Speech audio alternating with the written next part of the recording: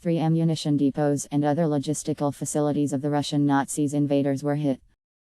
On April 20 and on the night of April 21, 2026, units of the Defense Forces of Ukraine inflicted fire damage on a number of important facilities of the Russian Nazis aggressor in the temporarily occupied territories of Ukraine and in the so-called Russian Federation. Ammunition depots were hit in the areas of Maryanivka village and Lisne village in the temporarily occupied territory of the Ukrainian Donetsk region, as well as Aydar settlement in the temporarily occupied territory of the Ukrainian Luhansk region. The command post of the Russian Nazis unit was also hit near village of Novopavlivka in the temporarily occupied territory of the Ukrainian Zaporizhia region. The material and technical depots of the Russian Nazis invaders were hit in the areas of Persianovsky settlement in the Rostov region of the so-called Russian Federation and Novomykolaivka village in the temporarily occupied territory of the Ukrainian Kherson region. A fuel and lubricants depot of the Russian Nazis invaders was also hit in the area of Aydar settlement in the temporarily occupied territory of the Ukrainian Luhansk region. In addition, the cluster of weapons and military equipment of the Russian Nazis invaders was hit in the area of Klimovo rural settlement in the Bryansk region of the so-called Russian Federation.